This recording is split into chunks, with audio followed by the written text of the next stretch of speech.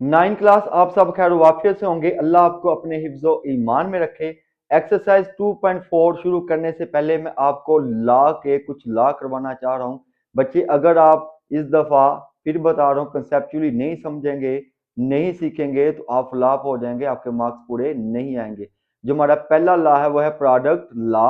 हम इसके बारे में पढ़ेंगे ये क्या क्या रहा है, हमें इसकी मैथमेटिकली प्रूफ क्या है और ये इस्तेमाल कहाँ पे होता है। अब ये क्या कह रहा है, the logarithm of product is the sum of logarithm factor. यानी वो कह रहा है कि अगर कोई भी नंबर ले लें, उनका लॉग लें, उनको मल्टीप्लाई करें और वो किसके इक्वल हो जाएगा कि दोनों नंबर का लॉग लें, उनको प्लस कर दें। लॉग यानी कि इंडिविजुअली लॉग लें, उन दोनों को फिर जमा कर दें, उसके बराबर आ जाएगा। ये प्रोडक्ट ला है। फिर बता देता हूँ भाई, वो कह रहा है कि कोई भी दो नंबर लें, उनका लॉग लें, उनको मल्टीप्लाई करें, वो इक्वल हो जाएगा किसके कि वही दो नंबर आप उनका लॉग लें, उनको इंडिविजुअली लॉग लें, उनको जमा कर दें, उसके इक्वल आ जाएगा। अब इसकी मैथमेटिकली प्रूफ देखते हैं। तो लेट करेंगे m is equal to log b of x, n is equal to log b of y. इसको क्वेश्चन नंबर 1 कह देंगे आप, ये क्वेश्चन नंबर 2 हो जाएगी। ये आपकी लोगारिथमिक फॉर्म है, ये आपकी लोगारिथमिक फॉर्म है। यहाँ पे आपने मेरी बात एक गौर से सुननी है। वो क्या भाई, ये जो b है ना, b इसको आप कहते हैं बेस, x आपका क्या होता है रिजल्ट, ये m आपका क्या है एक्सपोनेंट, b आपका क्या है बेस है, y जो है आपका रिजल्ट है और n आपका क्या है पावर यानी कि एक्सपोनेंट है। लोगारिथमिक फॉर्म दी हुई है ना। अब आप इसको किस में कन्वर्ट करेंगे, एक्सपोनेंशियल फॉर्म में। तो क्या करेंगे, बेस को इधर ले आते हैं आप और रिजल्ट को नीचे लेकर आते हैं। बी की हो जाएगी एम, बी ऑफ एम हो जाएगा, ठीक है। बी बी जो इधर आके इसकी बेस बन जाएगा और रिजल्ट नीचे आ जाएगा। यहाँ भी देखो क्या होगा, बी इधर आ जाएगा, बी की पावर एन हो जाएगी, बी की पावर एन और रिजल्ट जो है वो नीचे आ जाएगा। अब दूसरा अमल आपने क्या करना है, क्वेश्चन नंबर 3 कह दें इसको, क्वेश्चन नंबर 4, इन दोनों को क्या करवा देना आपने, मल्टीप्लाई कर देना है। कैसे मल्टीप्लाई करना भाई, लेफ्ट साइड को लेफ्ट साइड के साथ मल्टीप्लाई कर दें, बी ऑफ एम और बी ऑफ एन मल्टीप्लाई कर दिया। डॉट का मतलब मल्टीप्लाई होता है और एक्स किससे मल्टीप्लाई करेगा, एक्स वाई के साथ, यानी कि लेफ्ट साइड को लेफ्ट साइड से और राइट साइड को राइट साइड से मल्टीप्लाई करते हैं। अब देखो b of m dot b of n is equal to x y. यहाँ पे फिर मेरी बात सुन लें गौर से भाई, लॉ ऑफ एक्सपोनेंट कहता है कि अगर कोई भी नंबर उनकी बेस सेम हो और पावरें मुख्तलिफ हो और वो आपस में कर रही हो क्या, मल्टीप्लाई, तो पावरों को आप जमा कर देते हैं। ये देखो बेस क्या है दोनों की, सेम है और पावरें क्या है, मुख्तलिफ है, तो पावर को क्या कर देंगे आप, प्लस कर देंगे, तो m प्लस n। तो ये एक्स वाई वैसे का वैसे ही आ जाएगा। अब आप इसको दोबारा से लोगारिथमिक फॉर्म में कन्वर्ट करेंगे। लोगारिथमिक फॉर्म में कन्वर्ट करने के लिए आपको मैंने पहले लेक्चर में बताया था कैसे करते हैं, बी आर पी, यानी कि पहले आप लिखते हैं बेस को, फिर रिजल्ट को, फिर किसको लिखते हैं, पावर को। तो भाई मैंने पहले क्या बताया था कि बेस हमारे पास क्या है, बी है, ठीक है। तो क्या लिखेंगे, लॉग बी, ये आपका रिजल्ट है, ठीक है। बेस रिजल्ट, ये आपका रिजल्ट और ये आपकी power m plus n, m plus n जो है आपकी क्या है, पावर है। फिर सुन लें, ये बेस है, b लिखा, x हमारे पास एक्स वाई हमारे के पास क्या था, रिजल्ट था, वो लिखा, इक्वल टू किसके होता है, एक्सपोनेंट, एक्सपोनेंट हमारे पास क्या है, m प्लस एन। अब आपने क्या करना है भाई, सिंपल एक काम करना है, m की वैल्यू पुट कर दें। m कहाँ पे है भाई, m हमारा किसके इक्वल था, log b ऑफ x के, मैंने लिख दिया log b ऑफ x। फिर आपने क्या करना है, n की वैल्यू पुट कर देंगे, n हमारे पास क्या है, log b ऑफ y। तो भाई ये आ गया आपके पास, ये प्रूफ आ गया। अब ये इस्तेमाल कहाँ पे होता है, ये इस्तेमाल भाई साइंस में होता है। साइंस में बहुत ज्यादा बड़ी बड़ी वैल्यूज आती हैं और बहुत ज्यादा मिकदार में वैल्यूज आती हैं, उनकी मल्टीप्लिकेशन में कौन सा लॉ अप्लाई होता है, प्रोडक्ट लॉ। नेक्स्ट हमारा टॉपिक है क्वोशंट लॉ। अभी हमें कह क्या रहा है, इसका मैथमेटिकली प्रूफ क्या है और ये इस्तेमाल कहाँ पे होता है, ये मैं आपको अभी बताता हूँ। अब ये क्या रहा है हमें, the logarithm of quotient is the difference, difference कहते हैं माइनस करना, of the numerator and denominator. Numerator और डिनोमिनेटर का आपको पता ही है। वो कह रहा है कि अगर कोई भी दो नंबर लें, उसको न्यूमिनेटर और डिनोमिनेटर में लिख के उनका लॉग लेंगे ना, वो इक्वल हो जाएगा किनके, दोनों नंबर, यानी कि न्यूमिनेटर का आप लॉग लें और डिनोमिनेटर का लॉग लें, न्यूमिनेटर को डिनोमिनेटर में से माइनस कर देंगे, उसके बराबर होगा। बात समझ आ गई। अब इसकी मैथमेटिकल प्रूफ क्या है भाई, लिखा हुआ है let m is equal to log b of x, n is equal to log b of y. इसको क्वेश्चन नंबर 1 कह दिया, इसको क्वेश्चन नंबर आपने 2 कह दिया। फिर वही बात मेरी याद रखें भाई, ये जो बी है, ये बी को आप क्या कहते हैं, ये बी आपका बेस है, ये आपका रिजल्ट है, ये आप एम जो है वो पावर है, ठीक है। बी जो है बेस है, वाई जो है आपका रिजल्ट है, एन आपका क्या है, पावर है। अब आप क्या करेंगे, अब आपने क्या करना है, इसको एक्सपोनेंशियल फॉर्म में लेकर आएंगे। एक्सपोनेंशियल फॉर्म में क्या करते हैं भाई, बेस इधर आ जाती है और रिजल्ट जो है वो नीचे आ जाता है। बी इधर आके एम के नीचे आ जाएगा, बी ऑफ एम हो जाएगा, बी ऑफ एम, और एक्स इक्वल टू एक्स। इसको क्वेश्चन नंबर 3 कह देंगे। इधर भी ऐसे करेंगे, बी इसके नीचे आ जाएगा, तो क्या हो जाएगी, बी की power n is equal to y. ये क्वेश्चन नंबर 3, ये क्वेश्चन नंबर 4। पहले वाले जो है लॉ था उसमें आपने क्या किया था, मल्टीप्लाई किया था। अब आप क्या कर देंगे, डिवाइड कर देंगे। क्वेश्चन 3 को क्वेश्चन 4 के साथ क्या कर देंगे, डिवाइड कर देंगे। तो बी ऑफ एम ये लेफ्ट साइड है, इसके नीचे क्या लिखेंगे, b of n, x over y, यानी एक्स को वाई से क्या कर देंगे, डिवाइड कर देंगे। लॉ ऑफ एक्सपोनेंट सुन लें, लॉ ऑफ एक्सपोनेंट कह रहा है भाई कि कोई भी नंबर हो अगर उनकी बेस सेम हो, बेस सेम हो, पावरें मुख्तलिफ हो और वो कर रही हो क्या, डिवाइड कर रही हो, क्या कर रही हो, डिवाइड कर रही हो, तो पावरों को माइनस कर देते हैं। पावरों को क्या करते हैं, माइनस। अब देखो बेस क्या है, सेम है, सेम ही है ना, पावरें क्या है, मुख्तलिफ है। एम में से एन को क्या कर देंगे, माइनस कर देंगे, तो b m minus n x over y. अब आप इसको दोबारा लॉगरिथमिक फॉर्म में लिखेंगे, तो कैसे लिखते हैं, लॉग बेस रिजल्ट और पावर। लिखने लॉग लिखा मैंने, बेस आपके पास क्या है, बी है, तो लॉग बी लिखा।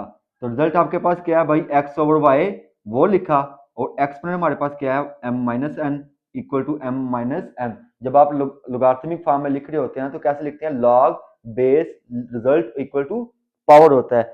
अब आप एम और एन की वैल्यू पुट कर देंगे। एम हमारे पास क्या है, एम हमारे पास है लॉग बी ऑफ एक्स, लिखा हुआ लॉग बी ऑफ एक्स, और एन हमारे पास क्या है, एन हमारे पास लॉग बी ऑफ वाई है, तो log b ऑफ y लिखेंगे आप, ठीक है, इधर b ऑफ y लिखेंगे। ओके हो गया। प्रोडक्ट लॉ आपने सीख लिया, क्वोशिएंट लॉ आपने सीख लिया। अब उसकी एप्लीकेशन देखते हैं कि वो अप्लाई कैसे होता है, उसका इस्तेमाल हम कैसे करते हैं, कैसे वैल्यू को सॉल्व करते हैं। पार्ट नंबर 1 है, क्वेश्चन नंबर 1 है, लिखा हुआ एवेल्युएट विदाउट यूजिंग कैलकुलेटर, यानी कि कैलकुलेटर इस्तेमाल नहीं करना और क्वेश्चन को सॉल्व करना है। कर लेते हैं भाई। पार्ट नंबर 1 है, लिखा हुआ log 2 power 18 minus log 2 power क्या है, 9 है। तो क्या करेंगे, सिंपल सा रूल है, जब हम log कॉमन लेते हैं तो माइनस की जगह बटा आ जाता है, अगर प्लस हो तो प्लस की जगह क्या आ जाता है, मल्टीप्लाई आ जाता है। फिर सुन लें, जब हम log को कॉमन लेते हैं ना तो माइनस की जगह क्या आ जाता है, बटा आ जाता है। अगर प्लस होगा तो क्या कर देते हैं, मल्टीप्लाई। तो वही रूल अप्लाई करना, तो हो जाना आसान।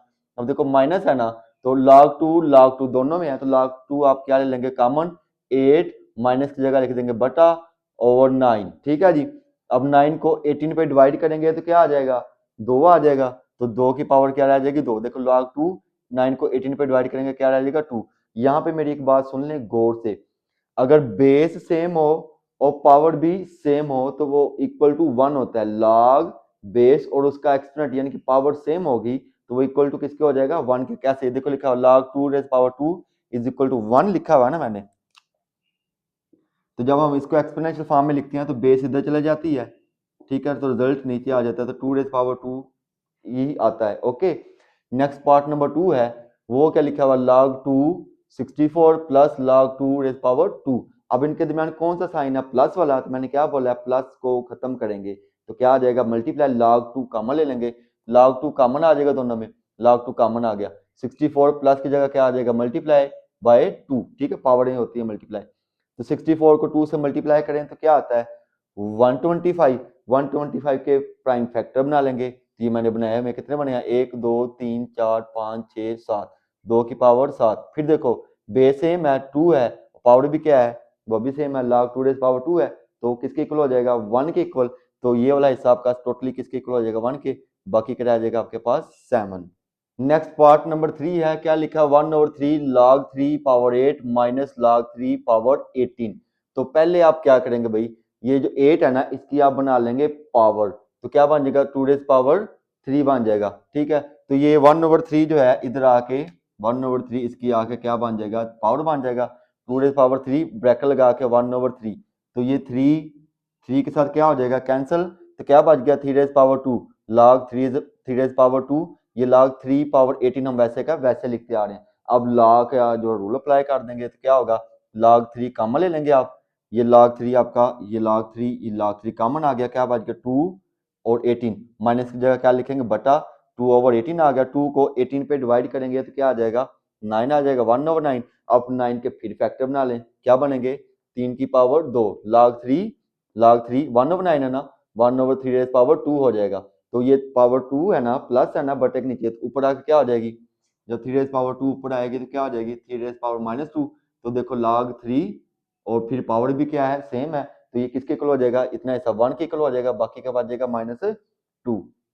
नेक्स्ट पार्ट नंबर 4 है मोस्ट इंपॉर्टेंट और मोस्ट इंटरेस्टिंग क्वेश्चन है, लिखा क्या हुआ भाई 2 log 2 प्लस log 25। यहाँ पे आपको बेस नहीं दी गई, कॉमन लोगारिथम याद है, कॉमन लोगारिथम में बेस क्या रखी जाती है 10 रखी जाती है। अगर बेस नहीं दी गई तो इसका मतलब है कि इसकी बेस कितनी है 10 है, तो 2 लिखा हुआ है 10 रेज पावर 2, 10 बेस रख ली, 25 लिखा हुआ 10 रेज पावर 25 लिख देंगे। अब लॉ ऑफ लोगारिथम अप्लाई कर देंगे, 2 जो है इधर आके क्या हो जाएगा इसकी पावर हो जाएगा, तो 2 की पावर 2। अब आप क्या लेंगे लॉग कॉमन ले लेंगे, log 10 क्योंकि इसमें भी है, log 10 इसमें भी है, log 10 कॉमन ले लिया तो क्या बच गया आपके पास सिर्फ 2 रेज पावर 2, प्लस की जगह क्या आ जाता है मल्टीप्लाई, तो log 10 भी बाहर आ गया, इधर क्या आ गया आपके पास सिर्फ 25। तो 2 की पावर 2 किसके इक्वल होता है 4 के इक्वल, तो 4 को 25 से मल्टीप्लाई करेंगे तो क्या आ जाएगा 100, तो 100 की फिर पावर बना लेंगे, क्या बन जाएगा 10 raise power 2।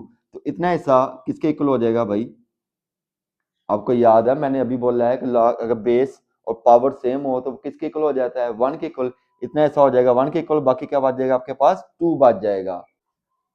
Next part number 5 है, क्या लिखा हुआ है 1 over 3 log 4 64 plus 2 log 5 raise power 25।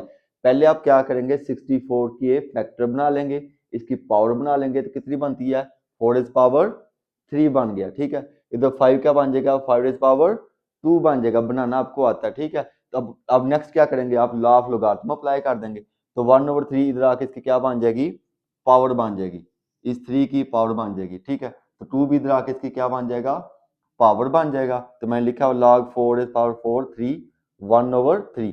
तो ये 3 जो है इस 3 के साथ कैंसिल हो जाएगा, ये 2 जो है 2 के साथ मल्टीप्लाई करेगा 2 4 हो जाएगा, इधर क्या बच गया 4 raise power 4, 4 raise power 4 5 log 5 5 raise power 5 और उसकी होल की पावर कितनी है 4।